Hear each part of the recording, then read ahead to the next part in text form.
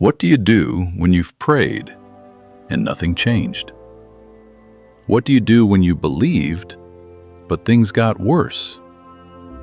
What do you do when your hope feels tired? Some of you listening right now are not loud about your struggle. You still smile. You still show up. You still say, "I'm fine." But inside, your prayer life is dry. Inside, you are exhausted. Today, I want to tell you something clearly.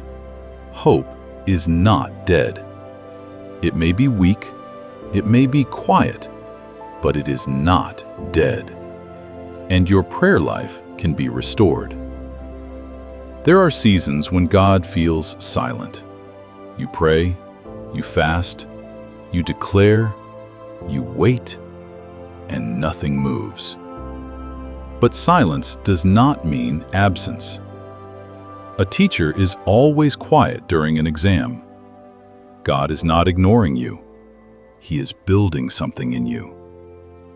Sometimes hope fades not because God failed, but because disappointment spoke louder than faith. You expected healing by now.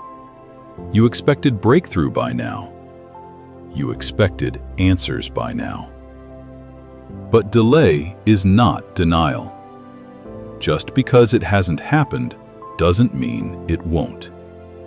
Hope must be fed, and hope is fed through prayer. Let's be honest. Prayer life doesn't die suddenly. It fades slowly. You miss one day, then two, then 1 week. Then prayer becomes occasional. Then it becomes emergency only. You only pray when things are bad. But prayer was never meant to be a fire extinguisher. It was meant to be oxygen. Without prayer, your spirit suffocates. Without prayer, anxiety grows louder. Without prayer, fear becomes stronger. And here is the dangerous part.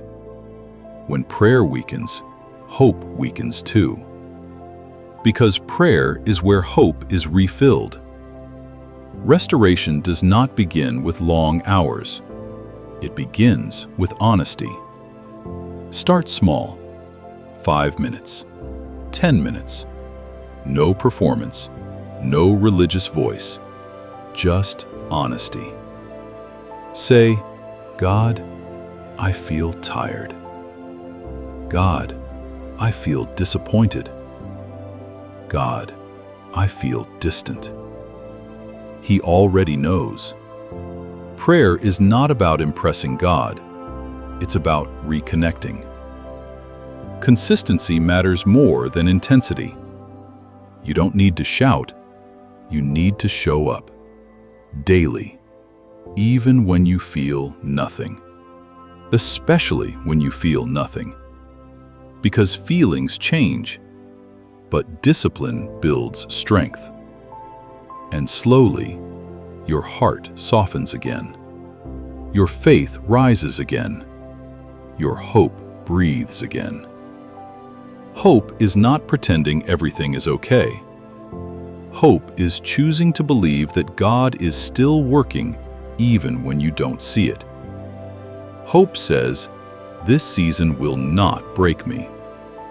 Hope says, "I may be delayed, but I am not forgotten." Hope says, "God is still writing my story."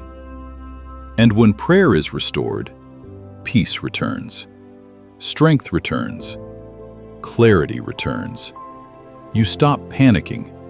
You start trusting. You stop rushing. You start resting. That is renewed. Right now, I want you to make a decision. Not an emotional decision, a real one. Decide that your prayer life will not die in this season. Decide that hope will not be buried by disappointment. And here's what I want you to do. If you are choosing to restore your prayer life, type in the comments, "I choose hope." Not for me, for you. Because when you declare it publicly, you strengthen it internally. And if this message touched you, share it with someone whose hope is fading. Let's rebuild hope together. Let's restore prayer together. Your story is not over, and hope is rising again.